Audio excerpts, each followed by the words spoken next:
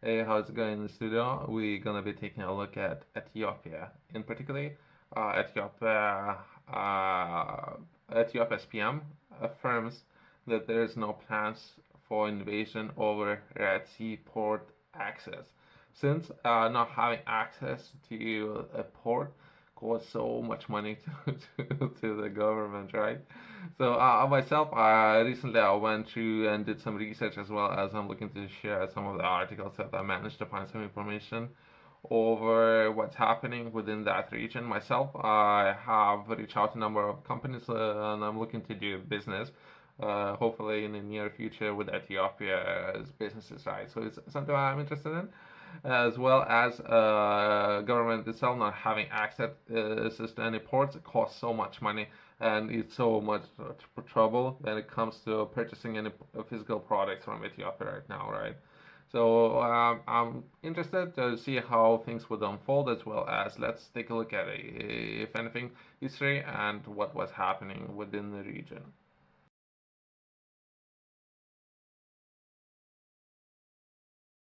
Ethiopia's Prime Minister Abiy Ahmed on Tuesday retired his pledge not to invade neighboring nations over Red Sea ports, but instead perhaps he would adopt different strategy, right? That his government will not abandon his demand for port access. So perhaps they would like to access, or perhaps they can rent it, right? So perhaps that's a different way how they can access that. I'm not entirely sure what's happening, right? There's so much military bases. There's so many different countries there. I'm not entirely sure what's happening with the region, but I know that a lot of governments have rented places within neighboring countries, that would be Djibouti, everything what's happening, that perhaps it's very destabilized, if anything. So if you have a lot of traffic or goods are moving up and down the sea, Red Sea, right?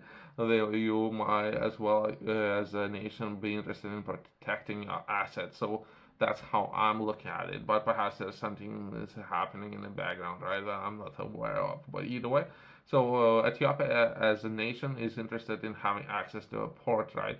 How are we gonna get that access? Let's take a look at this article, right? He said Africa's second most population country needs access to the port, adding, if we plan to live together in peace, we have to find a way to mutually share with each other in a balanced manner. So when again they're translating to English, right? So what they're looking to do share, they mean perhaps renting facilities, right? Or if a neighboring country would be able to grant access to port, it's only a thing where they need trade, right? If that makes sense. But since economy is very important for everyone, at least it should be. For people who ignore that, perhaps we don't know that much about these people. Since then, Abiy has sought to elevate regional affairs, telling the military parade 2 weeks later that Ethiopia will not pursue its interests throughout war. We are committed to mutually interests throughout dialogue and negotiation. On Tuesday, Abiy told lawmakers, "We want to reassure everyone that we have plans to, or we don't have plans of invading others, but we will not be ashamed to again fairly requesting port access." So we're looking to have access, right? Whatever means that might be. Perhaps not the war, which would be great. Not supporting any war or conflict, right? So hopefully others not promoting those ideas as well. But so we're looking to have access, which makes sense, right? Which potentially can cost. We're talking about tens of billions of dollars, euros, pounds. It can cost, or even perhaps 10% of entire government's budget of not having access. I don't know how many of you have tried to reach out to Ethiopia and do business with it. I have tried it. Usually, you need to increase number of units quantity as well as having access to perhaps different ports, and that would be perhaps Djibouti or other countries, right? Neighboring countries, which is can be costly. Perhaps those governments up there, I don't see any problem there, but it's very costly. The growing economy and population lack of access to the sea will remain a major problem for us, he said. Abiy's previous comments raised heckles in Eritrea. Those information ministry last month related to a statement described discourse about the access to the sea as excessive. On Tuesday, Abiy said we have no interest in breaking other sovereignty, but we asked us to start a discussion to have access to the sea. We don't know what will happen in the future if Ethiopia demands for access to the sea isn't resolved peacefully today, he warned. So it's gonna be costly. I can say right now it's definitely gonna be costly, right? So if I have to pick and choose, perhaps where physical products would come from, if it's a struggle to purchase anything from Ethiopia, so it costs too much, if that makes sense. Might have to go with other regions, right?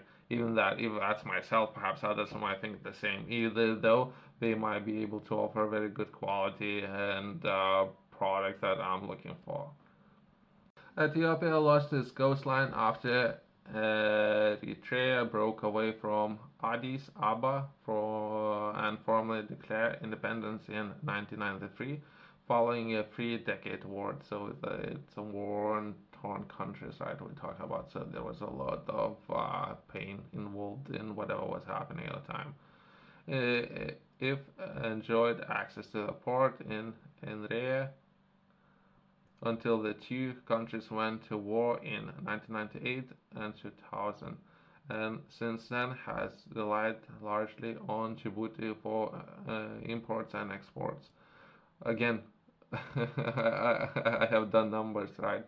Those numbers push down to consumers, right, when it comes to purchasing anything from there currently. So that brings a lot of benefits to Djibouti, but Djibouti has so many different military bases, right?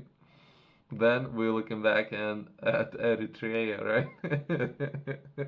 If you are interested in learning more, I have published a journal info. Within this journal, I'm sharing a lot of information with the people who like to learn more.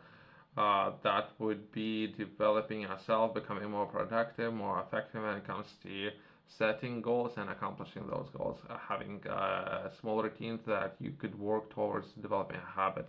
It should be enough time scientifically, but if you were to work from cover to cover to develop a habit that will last.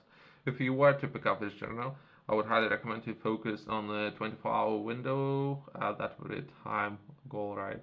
That everyone should focus on and set for themselves. Everyone has 24 hours, and what's important is what you're doing within that 24-hour window. I have identified different areas within this journal, which I personally believe are very important. If you want to pick up, start with those areas and work towards improving yourself and develop a habit, right?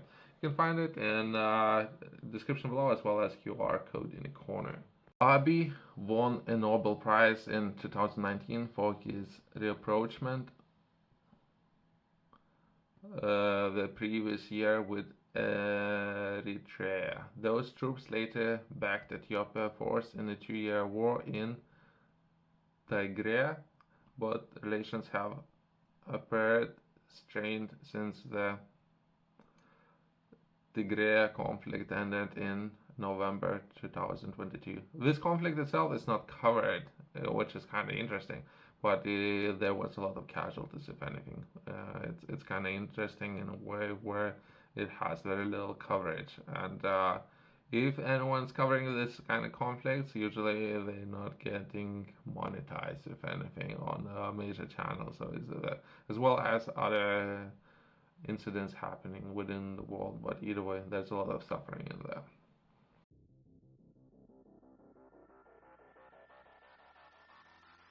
Let's take a look, if anything, just finish with that, perhaps how potentially everything can be structured, right? So, if anything, if there would be any contractual agreements up there, right, when it comes to development of some of the ports of one country in another country's territory and how they can structure some of those contracts, if anything.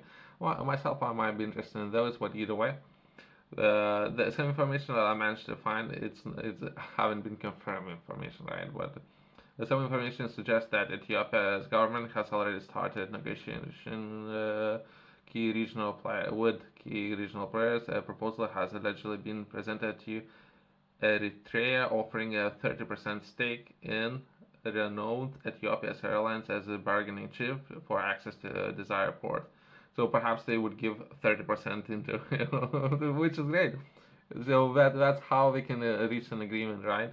Without people running around with assault rifles, which is kind of good, right? So hopefully people will agree on how we can accomplish that. So one government would have access to port, right?